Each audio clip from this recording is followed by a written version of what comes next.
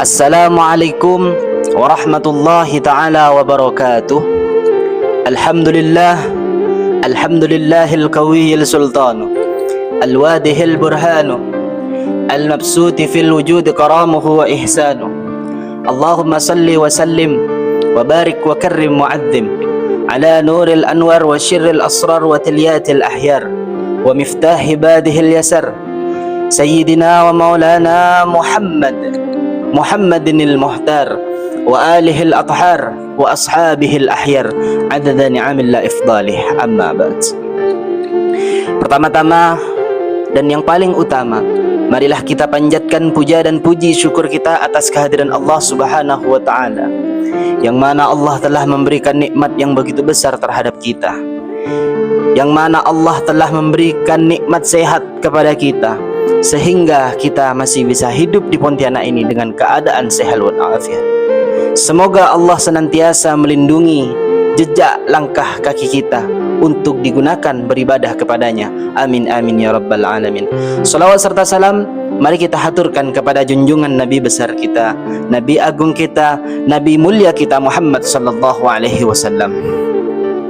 Allahumma salli ala Sayyidina Muhammad wa ala ali Sayyidina Muhammad. Hadirin yang dimuliakan oleh Allah Subhanahu wa ta'ala, marilah kita senantiasa meningkatkan kualitas ketakwaan kita kepada Allah Subhanahu wa ta'ala. Allah Subhanahu wa ta'ala berfirman dalam Al-Quran, A'udzu billahi minasyaitonir rajim. Bismillahirrahmanirrahim. Ya ayyuhalladzina amanu taqullaha haqqa tuqatih. Wahai orang-orang yang beriman, bertakwalah kalian kepada Allah dengan sebenar-benarnya takwa. Wala tamutunna illa wa antum muslimun. Dan janganlah sekali-kali kamu mati melainkan dalam keadaan muslim. Dalam kaidah fikih juga diterangkan tentang takwa. Takwa berarti imtithalul awamiri wajtinabun nawahi, menjalankan segala perintah yang diperintahkan oleh Allah Subhanahu wa ta'ala dan menjauhi segala larangan-larangan yang dilarang oleh Allah Subhanahu wa ta'ala. Hadirin yang dimuliakan oleh Allah Subhanahu wa ta'ala, salah satu bukti ketakwaan kita kepada Allah adalah menjaga hati kita agar tetap ikhlas dalam segala amal ibadah. Sebab Allah tidak hanya melihat banyaknya amal yang kita lakukan, tetapi Allah juga melihat niatnya. Allah juga melihat niat yang ada di dalam hati kita. Oleh karena itu, pada kesempatan yang mulia ini, pada kesempatan yang berbahagia ini, saya akan menyampaikan tausiah yang bertema bahaya riya dalam amal ibadah. Berbicara terkait riya, riya adalah melakukan suatu amal ibadah dengan tujuan agar dipuji oleh manusia, dilihat oleh manusia, atau dihormati oleh manusia, bukan semata-mata mengharap ridha Allah Subhanahu wa ta'ala. Padahal setiap amal ibadah yang Allah akan terima apabila dilakukan dengan ikhlas.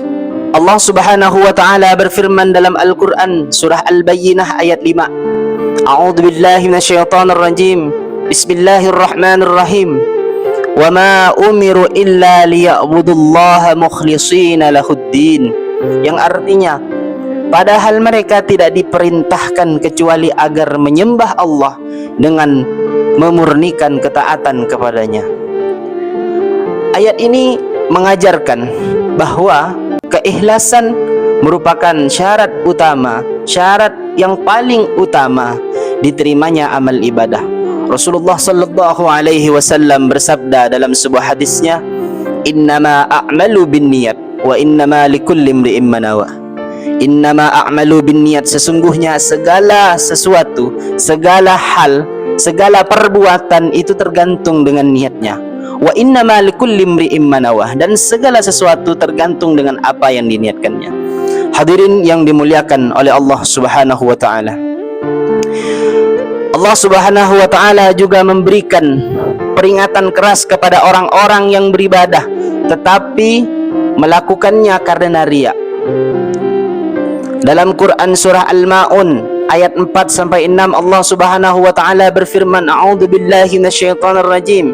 Bismillahirrahmanirrahim. Fawailul lil musallin. maka celakalah orang-orang yang salat, kata Allah Subhanahu wa taala. Yang seperti apa orang yang tersebut yang akan celaka? Alladzina hum an salatihim sahun, yaitu orang-orang yang lalai terhadap salatnya. Alladzina hum yura'un, yaitu orang-orang yang berbuat riya. Na'udzubillah tsumma na'udzubillahi min dzalik. Hadirin yang dirahmati oleh Allah Subhanahu wa taala, melalui ayat ini Allah mengingatkan bahwa amal ibadah yang dilakukan hanya untuk mencari pujian manusia tidak memiliki nilai sedikit pun di sisi Allah Subhanahu wa taala. Oleh karena itu, kita harus senantiasa bertakwa kepada Allah, senantiasa menjaga keikhlasan hati kita kepada Allah dalam setiap amal ibadah kita yang kita lakukan sehari-hari. Di zaman sekarang, riya semakin terjadi, terutama melalui media sosial. Misalnya seseorang beribadah hanya ingin dilihat oleh orang lain, hanya ingin dipandang oleh orang lain, beribadah hanya agar mendapat pujian oleh orang lain, maka amal ibadahnya sia-sia di sisi Allah Subhanahu wa taala. Banyaknya orang yang terlihat, melainkan apakah Allah menerima amal tersebut? Hadirin yang dimuliakan oleh Allah Subhanahu wa taala, ada akibat riya yang sangat besar. Akibat riya ini ada 4 poin yang akan saya sampaikan.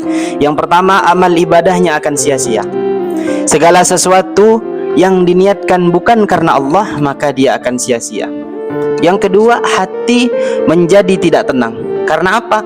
Karena selalu mengharapkan pujian dari orang lain, agar mengharapkan pujian dari orang lain atau pengen dipandang oleh orang lain.